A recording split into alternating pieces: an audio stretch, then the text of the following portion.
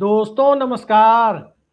संसद का शीतकालीन सत्र शुरू होने जा रहा है। महज 13 दिन बचे हुए हैं, लेकिन इन 13 दिनों के बाद संसद का मानसून सत्र, जिसे काफी हंगामेदार होने की संभावना जताई जा रही है, उसके पहले लुटेंस दिल्ली का माहौल गर्मा गया है। भारतीय जनता पार्टी के अंदर का माहौल गर्मा गया है।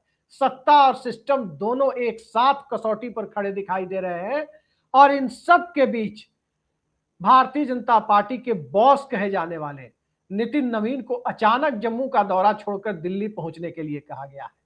मैराथन बैठकों का दौर जारी है, लेकिन इन तमाम परिस्थितियों में जो हालात बनते हुए दिखाई दे रहे हैं, उन हालात को आप एक एक कर देखने की कोशिश करें तो कल रात से जो खबर गर्म है वो केंद्रीय मंत्री और भारतीय जनता पार्टी को चुनाव जिताने में अहम भूमिका निभाने वाले भूपेंद्र यादव और उनके मंत्रालय से जुड़ी हुई है। एक साथ 4 पर्सनल स्टाफ को हटा दिया गया है और वो चिट्ठी कहीं भूपेंद्र यादव के मंत्रालय से नहीं आई है, वो भूपेंद्र यादव के प्राइवेट मेल आईडी से नहीं आई है या उन्होंने कहीं बयान नहीं दिया है।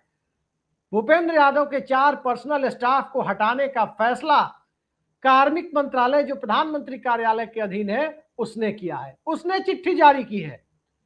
सवाल यह है कि 12 सालों के मोदी सरकार में एक केंद्रीय मंत्री के 4 पर्सनल स्टाफ को एक साथ हटा दिया जाए, ऐसी घटना तो कभी नहीं हुई। मंत्री को हटाने की घटना हुई। कई मंत्रियों को इस्तीफा देने पर मजबूर किया गया। सुबह 6 बजे इस्तीफा लिया गया, लेकिन पर्सनल स्टाफ को एक साथ फुटकर में नहीं बल्कि थोक में हटा दिया जाए, ये कल्पना तो किसी ने नहीं की थी। कौन सा खेल वन पर्यावरण मंत्रालय में चल रहा था? किस खेल को लेकर दिल्ली बहुत ज्यादा चिंतित थी और किस खेल को लेकर पर्यावरण मंत्रालय के अंदर बहुत सारी चीजें गड़बड़ाई हुई थी? ये सवाल अब नुक्कड़ पर, चाय पान की दुकानों तक चर्चा का विषय बना हुआ है।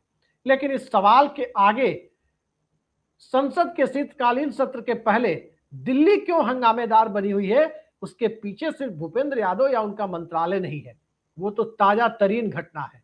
जरा इसकी पृष्ठभूमि को देखें तो कई सारे सवाल एक साथ खड़े हो रहे हैं।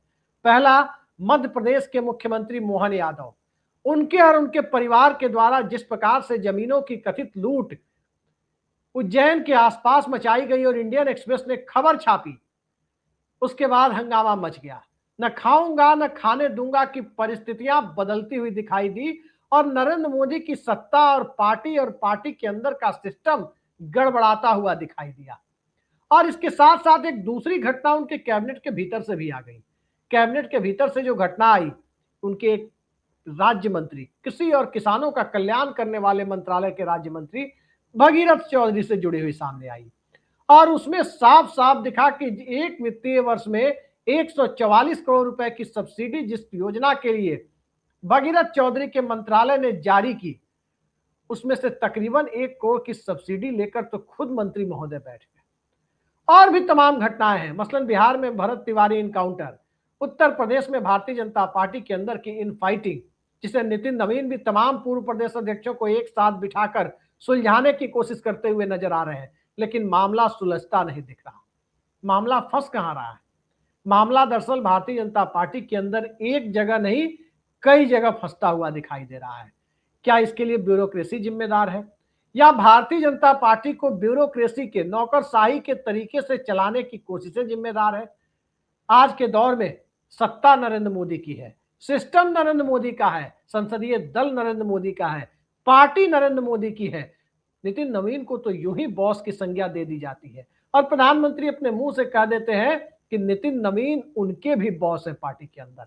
लेकिन सवाल ये उठता है कि भारतीय जनता पार्टी जब संसद के सत्र में कई सारे मोर्चे पर एक साथ घिरती हुई दिखाई दे रही है, विपक्ष के नेता राहुल गांधी तक ये कहते हुए नजर आ रहे हैं कि आने वाले वक्त में सरकार इस स्थिति में जा रही है कि 1 साल के अंदर सरकार के लोग खुद ही कुर्सी छोड़कर चले जाएंगे, कुर्सी छोड़ने पर मजबूर हो जाएंगे, तो आखिर इस मजबूरी के पीछे की वजह क्या है?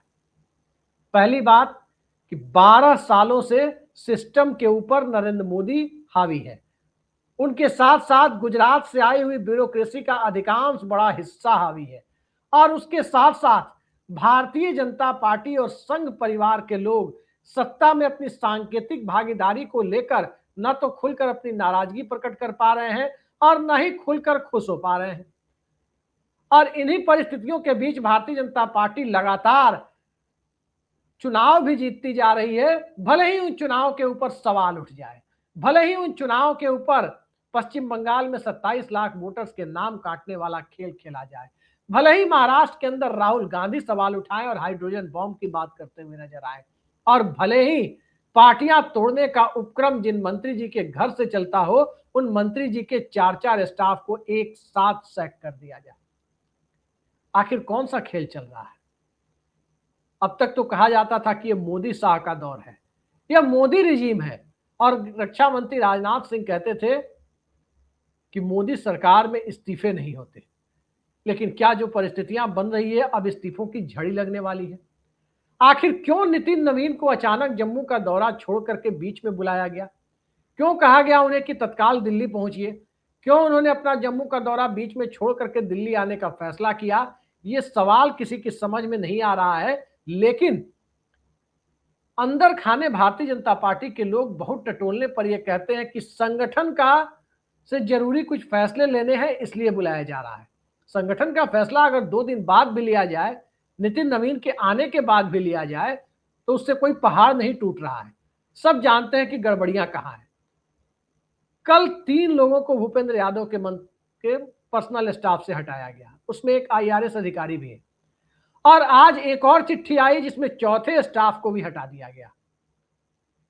उसके पहले दूसरी घटनाएं दूसरे मंत्रालय और दूसरे भाजपा नेताओं को लेकर या मुख्यमंत्रियों को लेकर चल रही है।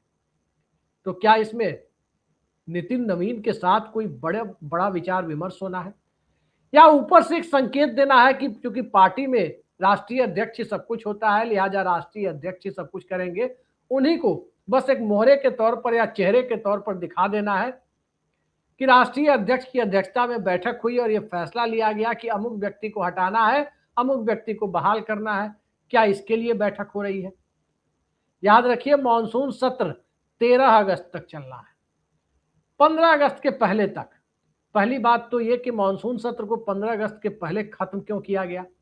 पहले भी मॉनसून सत्र शुरू होते थे और ज्यादातर मौकों पर यह देखा जाता था कि जुलाई के तीसरे चौथे हफ्ते में भले ही मॉनसून सत्र शुरू होता था, 20-21 जुलाई के आसपास ही होता था, लेकिन ज्यादातर मौकों पर मॉनसून सत्र 15 अगस्त के बाद तक चलता था। अब सवाल यह उठता है कि क्या 15 अगस्त को प्रधानमंत्री लाल किले से कुछ घोषणा करने वाले हैं? कुछ ऐसी घोषणा जो देश के लिए चौंकाने वाली हो, या कुछ ऐसी बात जो प्रधानमंत्री घोषणा करे या उसके बाद संसद सत्र की तारीखें बची रह जाएं, उसके बाद संसद में तत्काल उस पर विमर्श की स्थिति 16 तारीख से बनने की नौबत आ जाए?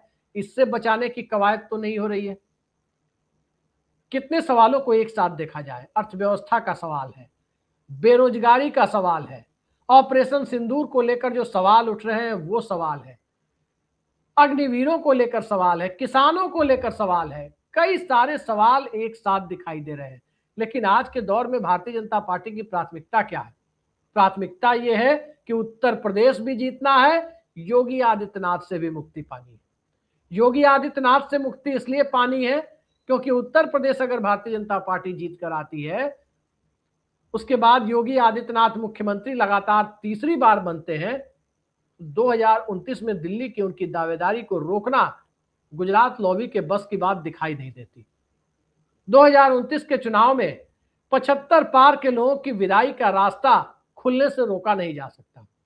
तो एक परिस्थितियां पार्टी के अंदर से है, दूसरी परिस्थितियां विपक्ष से है, तीसरी परिस्थितियां जो सवाल देश के समक्ष मौजूद होते जा रहे हैं उन सवालों से है, जिसमें गिरती हुई अर्थव्यवस्था भी मुद्दा है, और इसके साथ साथ सत्ता और सिस्टम के अंदर जिस तरह के हालात बनाए गए हैं और जैसी खबरें निकल करके बाहर आ रही है वो एक अलग मुद्दा है।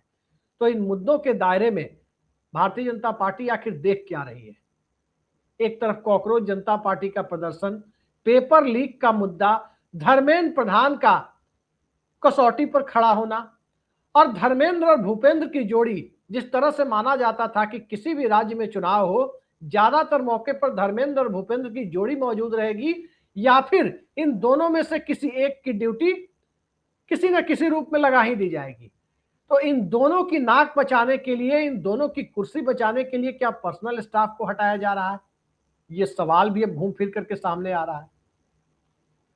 अलवर के सांसद हैं भूपेंद्र यादव, अलवर के इलाके से हैं। अब सवाल ये उठता है कि जब वो अलवर से हैं और वहीं पर उसी इलाके में सरिस्का का टाइगर रिजर्व है, तो क्या उससे जुड़ा हुआ माइनिंग का कोई मुद्दा तो नहीं है? या फिर अरावली को लेकर जो मामला सुप्रीम कोर्ट में गया वो भी उनके मंत्रालय से रिलेटेड था, वो मामला तो नहीं है? फिलहाल की परिस्थितियों में यही दिखता है कि संसद सत्र के पहले सरकार घबराई हुई है और घबराहट का कारण विपक्ष नहीं, देश की कुछ आंतरिक परिस्थितियां हैं और उनसे कहीं ज्यादा भारतीय जनता पार्टी के अंदर के लोगों का काम बोलता है या कारनामा बोलता है कि परिस्थितियों में कारनामे वाला पक्ष ज्यादा उभर कर सामने आ रहा है, जिस वजह से मोदी सत्ता घबराई हुई दिखाई दे रही है।